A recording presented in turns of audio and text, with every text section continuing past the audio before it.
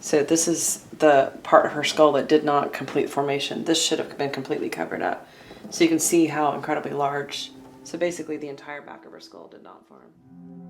What I remember most about when Sam was born, they didn't think she would survive birth. So I asked the doctors if I could be in the room when the C-section happened, and in case she had any life in her. And then when she was alive, the doctors were a little surprised and handed her to me, and the doctor said, "Do you want us to feed her or let her die?" I said, "Well, let's feed her."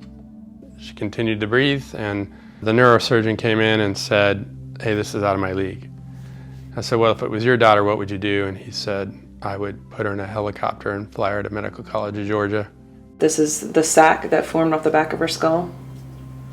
And they told us that most of her brain was in the sac. And once it leaves the skull, it's dead tissue. So when she was 4 days old, they removed that sac. And then we met a genius doctor up at MCG who said that he could rebuild her skull. 10 months later, they ended up taking her whole skull apart and piecing it back together like in a checkerboard shape, hoping it would grow together somehow. The whole time is kind of characterized by just step after step after step. Her life is on the line for each of these things. But God had a different plan for her. And this is just 2 days after surgery. She was so happy. Like, oh, I just had my brain rebuilt. But I'm happy. The doctors were not able to tell us anything. I don't think anyone really knew what to expect out of Samantha.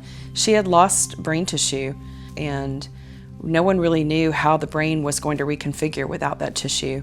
We didn't know if she would have verbal ability or what her cognitive abilities were going to be. No one was able to give us any forecast. We didn't know for a long time if she would talk, but she learned these little signals, and we started to see little things that gave us kind of hope that she's processing. She started learning words, and then it was like, okay, there's a path here. A few years in, she'd even been reading and writing. So there's all these little surprises that were really amazing, and there just kept being progress. It was very difficult to find support at the beginning because we really didn't know what we were dealing with. Her behaviors were so extreme. She was acting out really bad. She was having temper tantrums, moments where we could not recover.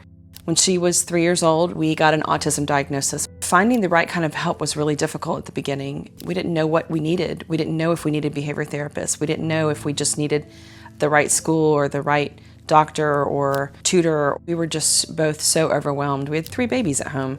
Why isn't there some community support system that's telling special needs parents everything that's going to be available to them?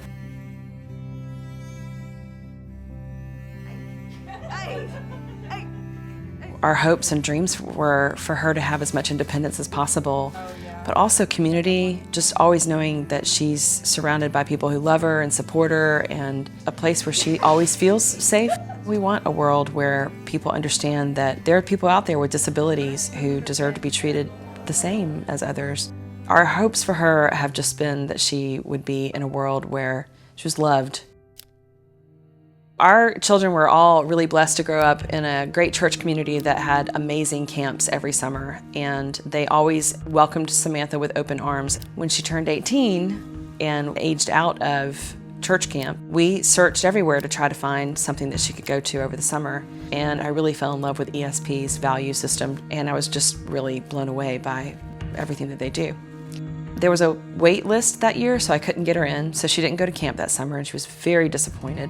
The next year, I registered her for camp. The week before camp, she started having some real extreme anxiety. I never expected her to be so scared of going. She loves camp. So the day came, we drove up, and as we were pulling in, she said, nope, I'm not doing this. She was sobbing, which of course made me cry. And the magical thing that happened, we walked up, and she got paired with the most perfect person for her buddy. Her name was Bryn.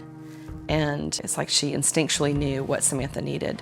Well, at first I remember her getting like really scared and like nervous. Then we had like a really long sit down talk and we hugged, and it like brought tears to my eyes because I just saw like the light within her shine out. She just like, after that became like a ray of sunshine. And so I walked back over to Samantha. I looked at her and she said, "You're leaving, aren't you?" Which just about destroyed me, but I said, "Yeah, and you're gonna do great. You're gonna have a great time." We got about an hour away from the camp and I got a video of Samantha having a great time, and I could just tell that she immediately trusted them. Wave hello to your mom. Hey, Mom! Every day she called me and just told me how much fun she was having, and every time I would just cry. And through that week, I think she just grew her confidence in herself, because she came home and she said, "I did it, Mom." She knew that she grew up that week. Those are the kind of things that when you worry about your daughter's future, she knows that she can get through something that's scary. I'm really grateful to ESP for that.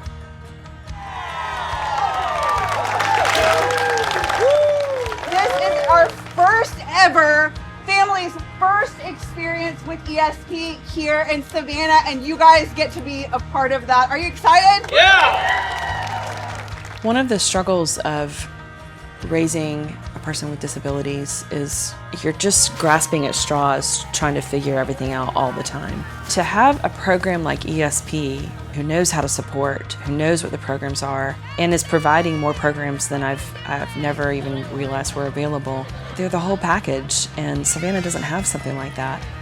We are so excited about ESP being here to provide a whole new life for our daughter. People are going to be overwhelmed in a good way with all that ESP has to offer. It's going to transform the community, and it's just going to be a huge blessing to our city.